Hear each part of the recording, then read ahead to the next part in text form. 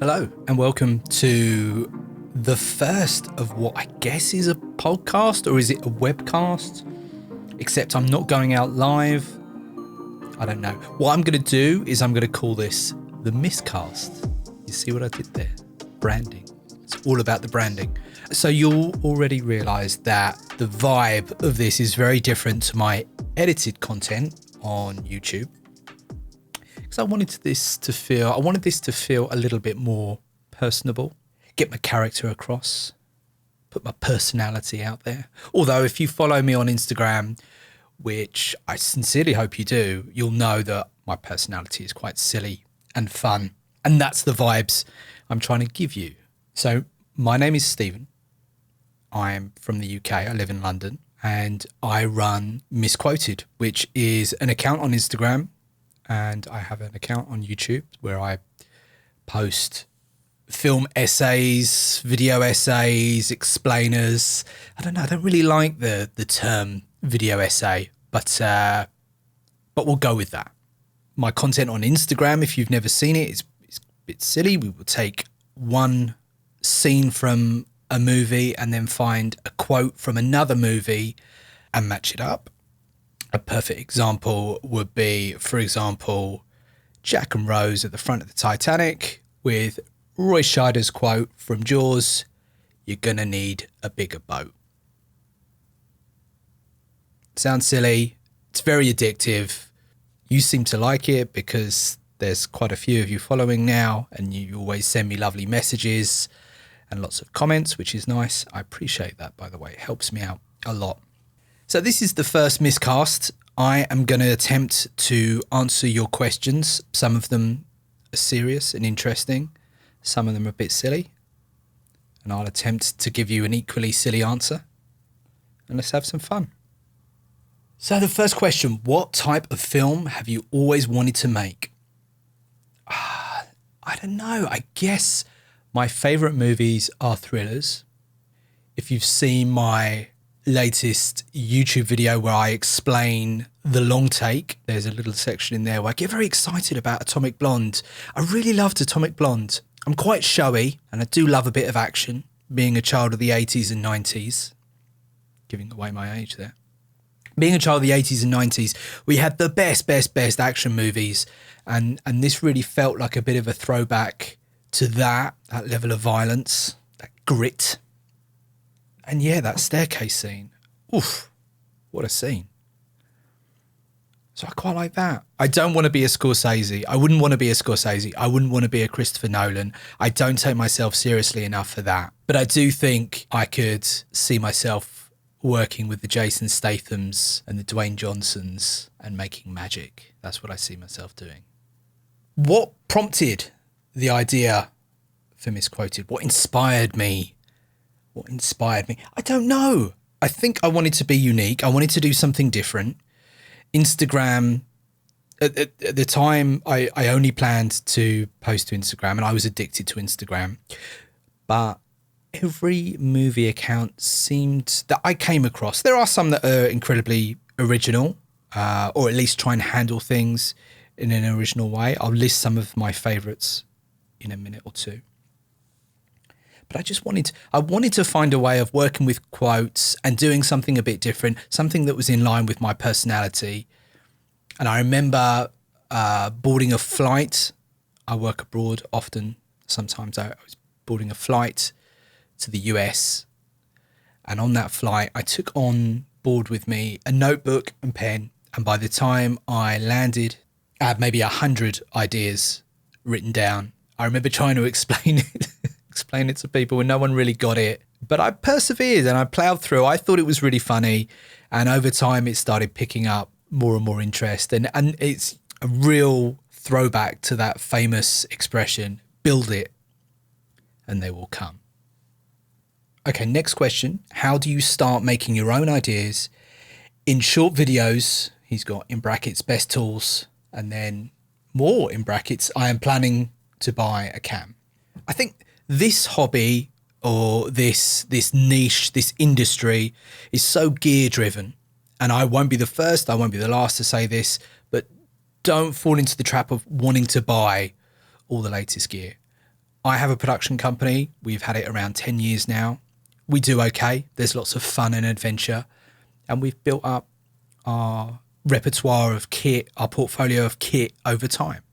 And I think that's the best way to do things. We all, or most of us, own smartphones now. Just start shooting on that and learn a bit of editing. I think you need to aim for something which is within reach early on. TikTok's great. Check out TikTok. Short, quick videos, editing tools in there. Master that platform. You can install that on your phone now, like now. Don't stop playing this. Keep playing this. But in a minute, go and download that and you will see all the editing tools at your disposal. Master those, because all of that knowledge and know-how can be applied to desktop editing software. I think the best piece of advice I can give you is grab your phone, get started, and just have fun with it. Just have fun. If you can entertain your friends and family, that is your starting point. Feels there is a lot to know and have very less time. Okay, so I think you are talking about the world of filmmaking. Yeah, look, listen, if it was easy, everybody would be doing it. But I can assure you that it's an incredibly satisfying niche industry hobby to get into. You learn one technique, that goes well, you start to master that, or some things come together perfectly. Some things come out exactly how you plan them. Just get stuck in. Who cares if it's tough? Who cares if there's lots to learn? You can do it. And guess what? Most of us have a lot of time on our hands at the moment.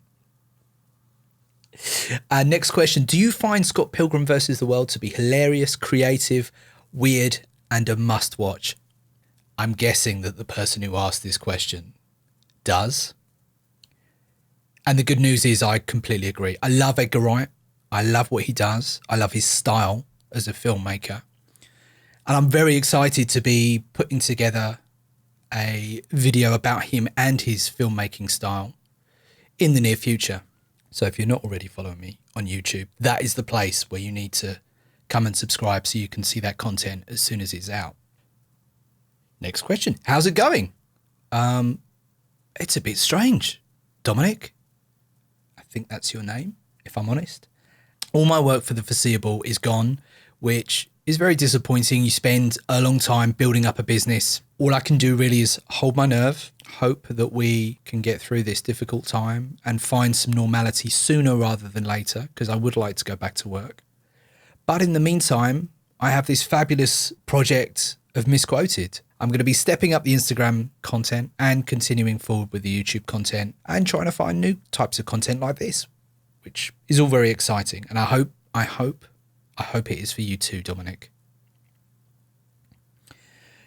Red Fox 11, most overrated film in your opinion? I actually think Spotlight. It didn't engage with me at all.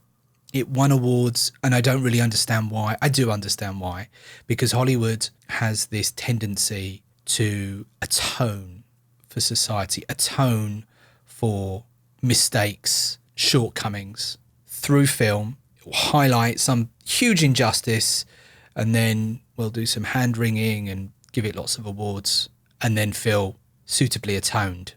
So Spotlight would be my initial answer. I think I've said that before on Q&As on my Instagram account. I also I don't love The Godfather. I need to go back and watch it because I know I'm going to get a lot of hate in the comments for that statement. Yeah, I don't know. I don't know if it's for me. In the past, I've said that. What I'm going to do is I'm going to go back and watch it, make more of an educated statement because it's been a while. It's been a few years. The Godfather Part 2 is perfection. There's no argument for me on that one. It's just Part 1. I don't know. I'm finding this may be. I really find a lot of the Marvel movies massively overrated. Massively. I don't know whether it's the sheer volume of them, and they really get praise heaped upon them about how they've all been such a visionary task and all knitted together so perfectly. I think they did great work in the back end, which makes everyone think, oh my God, this is this incredibly cohesive series and expansive universe. Whereas at the beginning, I don't think it was so cohesive. Thoughts on Fight Club? I have to say, obviously, First rule of Fight Club. No, I'm not going to. It was an exceptional movie. It was ahead of its time. And I think it was a masterpiece that never received the recognition that it so rightly deserved. But then Pulp Fiction, exactly the same.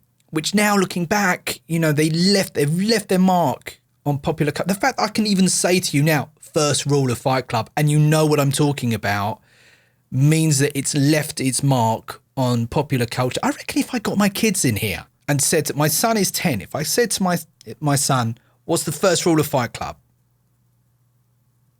I reckon he would know how to finish that sentence. Good comedy films or shows? ? I mean, I love early Jim Carrey. He is just a genius. The number one reason why, there's many, but there's number one reason why there should be an Oscar Academy Award for comedy, because he would have won it many, many times. So Ace Ventura, Dumb and Dumber, love those movies. So quotable, so silly. But I love Seinfeld. I love Seinfeld, and I love what Larry David went on, which is almost an even more pure version of that. Curb Your Enthusiasm. Just a fantastic show. I know some people find it quite annoying. His character's quite annoying, but it just really speaks to me. Maybe that says a lot. Maybe that says a lot about me. What is my go-to Nandos order? Okay, so if you are not from the UK, we have a chain of restaurants, chicken restaurants in the UK. I think it's branded as a South African originated restaurant. I don't know how true that is. South African, Portuguese. Anyway, it's chicken that is char grilled, lots of spice. My go-to is 4 spicy thighs, 1/4 of chicken. I do not have fries. I do not have rice because carbs are the enemy. I do, however, have coleslaw. And I always ask for them to do that chicken well done because I don't like it when it's a bit gelatinous. I have this theory that Nandos and Wagamama's, for those of you that don't know, Wagamama's is like this sort of Pan-Asian restaurant. So they do Japanese food, Chinese food, Korean type food, Thai food. Nando's, Wagamama's, they're what I call reverse buffets. Really, there's just tons of prepared food already behind the counter and you give them your order and they just kind of plate it up. It's like the minimal amount of cooking being done. So, I mean, at least it's consistent, right? What is your favourite film of all time? I mean, I have many, and I'm sure if you follow me on Instagram, which if you're finding this clip, I mean, I'm almost certainly that you do. Pulp Fiction is, of course, the movie I always go back to, but it's so ingrained in me now. It's so ingrained in me now that I don't even know if is it a pleasure anymore? It's like the Bible to a Christian. Yeah, Pulp Fiction is like that. And I know that's going to sound horribly condescending to religious people. I don't mean it to be. I'm just trying to give you a window into the way my mind works. It's more of a reference to me. I can quote it and quote it. I think one day I might actually do the whole entire movie of Pulp Fiction in misquotes from beginning to end. So in some kind of chronological order. It sounds like a lot of work though. A lot of work. Not that I'm work shy. 5 films to watch on Netflix. That's very easy. I would say Good Time, Uncut Gems, The Irishman. It's flawed, but it's still Scorsese. Roma, probably the best streaming exclusive movie that Netflix have ever put out. And finally, I will go with Beasts of No Nation with Idris Elba. It's a cool movie. Check that out. Favourite Jack Nicholson film? So many. What a great man. He terrified me in The Shining. He delighted me in As Good As It Gets. I absolutely despised the character he portrayed in A Few Good Men. Do you know what? Maybe I should do a video about the genius of Jack Nicholson. Who's into that? Hit the comments. Have I seen Better Call Saul? If so, what's my take on it? I've seen maybe a couple of seasons. I loved it. And I found Vince Gilligan does a kind of similar, it's a bit of a retread in the sense that if you imagine the first 2-3 seasons of Breaking Bad, really we're all just rooting to see Walter go full tilt badass and become a gangster and rising to the top of the crystal meth world. That's really what we want to see. And they do that in quite a measured way. And then here we are back again doing the same thing with Better Call Saul. You know exactly where he's going to end up, but you kind of have to watch him be this nearly man for 2 or 3 seasons. But I like it. Good Time or Uncut Gems? That is a great question. Both incredible movies from the same 2 incredible directors, the Safdie brothers. I thought Uncut Gems was just an incredible level of intensity, edge of your seat stuff. Good Time is a little bit more subtle than that.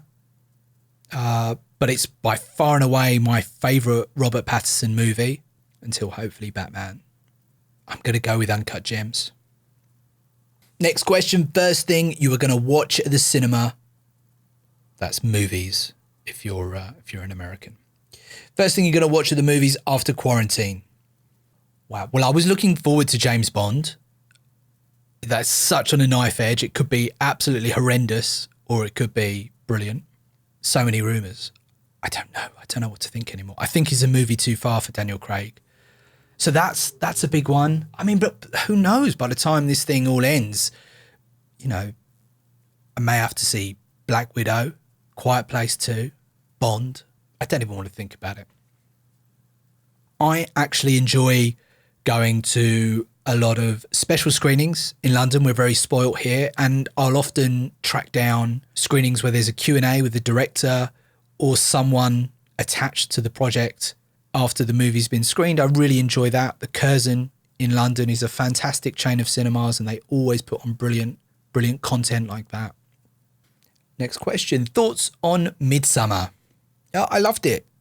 I don't think I loved it as much as Hereditary, but I think it's a very different film.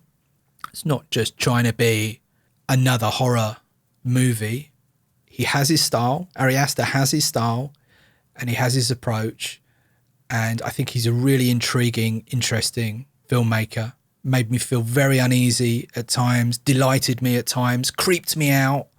It was great watching the rest of the cinema react with me. Sometimes I do that. Is that a bit weird? You watch other people in the cinema. And I don't like food in the cinema. I do not like food in the movies. Popcorn, like oversized sodas. I mean, it's just a film. Why do we have to gorge ourselves with empty, unnecessary calories, rustling away in a bag? It's not pleasant. Don't be that person. Opinions on The Gentleman. I've not seen it yet, although my brother and I do have this ongoing joke about Guy Ritchie movies where they're just kind of, now this is Larry. He knows Bob, and Bob needs to see a man about a dog. It just kind of, you know, it does the same things a lot of the time. I do want to see it. I do actually rate Guy Ritchie as a filmmaker. I thought he had a lot of fun with the Aladdin remake. I know that's kind of like, shouldn't be saying that to the diehard Disney fans because they are loyal to that animation, but I thought he did a good job. Next question. How scared are you of the current situation? I'm personally quite majorly affected in the sense that my business has kind of been put on hold. I love to work, but ultimately people's health is far more important. And if that means that we all need to spend a year, and it could be a year, at home, finding new things to do and love, then I think that's a fight we can all get into. But I don't want to get too into the political side of it. I certainly don't want to get into the medical side of things. But I personally, I've stopped watching the news as much as I was. I've stopped reading articles on the websites that I frequent as much. I limit my news intake to once a day, there's a big headline, something big's going on, of course I'm not going to ignore it. But I think that's the best place to be now. This is definitely going to be a marathon and not a sprint. Who is more versatile, Al Pacino or Robert De Niro? I don't know if I am a massive Pacino fan. I find him quite shouty. I have this theory that some actors just play themselves, and there must be a reason why Pacino has consistently been this shouty, aggressive character in every movie he's been in since Scent of a Woman. And I'm sure there's exceptions to that. But I think a lot of his performances are so directly attached to his character and who he is as a man. Take that into complete contrast to, say, someone like Christian Bale, who is a really special character actor, an underrated one. I think he should get more plaudits, actually. And I may have something coming up which explores that. But De Niro, I guess you could kind of argue the same thing. The problem with De Niro is that the bulk of his career, the bulk of his success, he was this kind of wisecracking, hard man mafioso type character. And now we've come out the other side and it doesn't really work as much anymore. I didn't love what he did in The Irishman. I didn't love the de-aging thing. I think we all need to find new levels. We all need to find new facets of our performance and where we pull character from. I say it like I'm an actor. I'm not an actor. Very much not an actor. So I realise I haven't actually answered your question. So I'm going to go with De Niro. But honestly, I don't think either have aged well. Not them as people, obviously. I mean, their acting style. So do you know what? There's your answer. I don't think either of them are particularly versatile.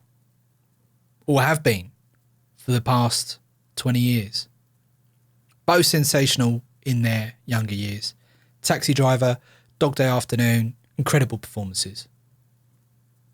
Wow, okay, so I have good news and bad news. And the bad news is that wraps up the miscast. The good news is, however, you're still here. So I'm glad you've enjoyed it. We're going to try and do this again every week because I think this represents like relatively easy content for me to make.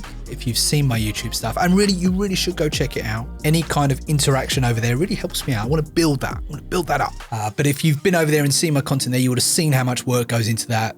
Dude, it takes days and days and days. I wish I could do it quicker. But as I say, I have time now. So I'm going to keep enjoying doing that.